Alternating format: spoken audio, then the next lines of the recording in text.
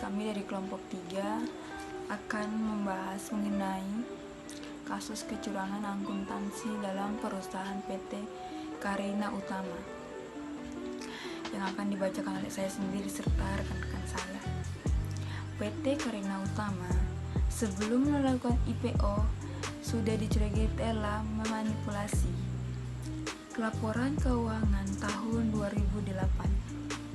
Dalam dokumen laporan keuangan 2008, nilai aset perseroan terlihat naik hampir 16 kali lipat dari 7,8 miliar rupiah pada 2007 menjadi 76 miliar rupiah pada 2008.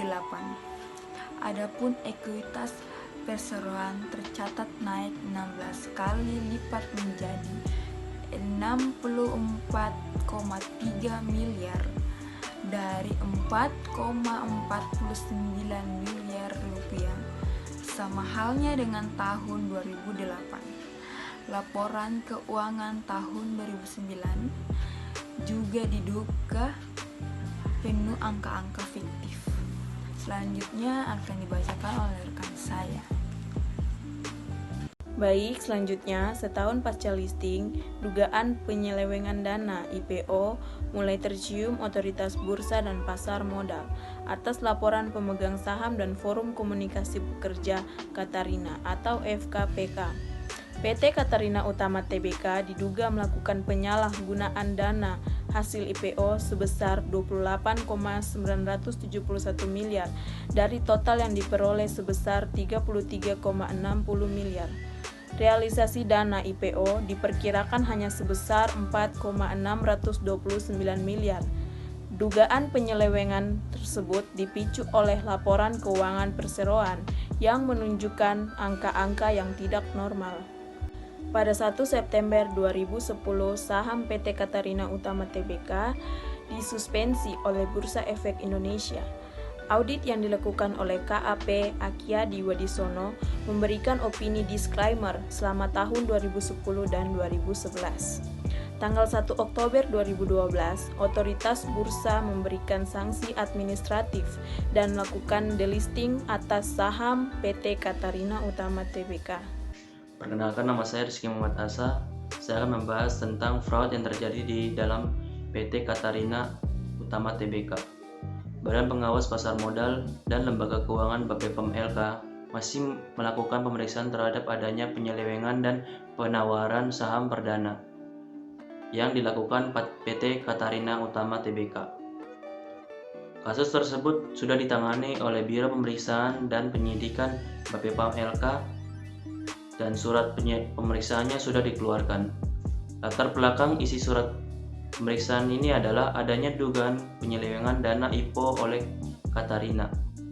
Ujar Kepala Biro Pemeriksaan dan Penyidikan Bapepam LK Sarjito, setelah dilakukan pemeriksaan dan penyidikan ternyata PT Katarina Utama Tbk terbukti melakukan hal tersebut.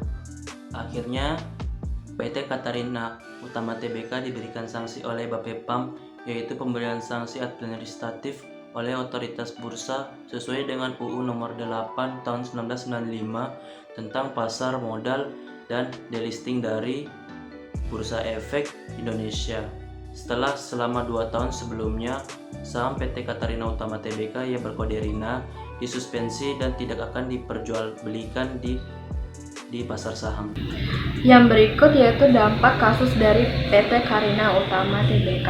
Kasus ini berdampak bagi operasional perusahaan karena tidak adanya modal kerja. Karyawan juga tidak diberikan hak-hak secara penuh akibat adanya penghentian kegiatan operasional. Bahkan selama ini manajemen juga tidak menyampaikan secara utuh dana jam sostek yang dipotong dari gaji karyawan. Ada juga karyawan yang tidak mengikuti jam sostek tetapi gajinya juga ikut dipotong tanpa alasan yang jelas. Cabang PT Karina Utama Tbk di Medan telah melakukan penutupan secara sepihak tanpa menyelesaikan hak-hak para karyawan dengan tidak membayar gaji sesuai dengan pengorbanan yang telah mereka berikan kepada PT Karina Utama Tbk. Kesimpulannya, PT Carina Utama Tbk telah melakukan perbuatannya yang bertentangan dengan prinsip good corporate governance. Hal tersebut dapat dilihat dari banyaknya tindak kejahatan yang dilakukan, mulai dari penyimpangan dana yang merugikan pemegang saham, memanipulasi laporan keuangan yang dilakukan pihak eksternal sehingga tidak dibayarkannya hak-hak karyawan mereka.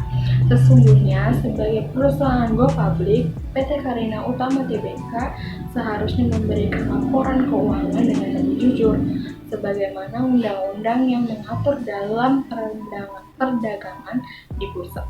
Tentunya hal ini melibatkan banyak shareholder-nya yang mengharapkan keuntungan dari perseroan tersebut. Sekian dari kami kelompok 3, kurang lebihnya mohon dimaafkan.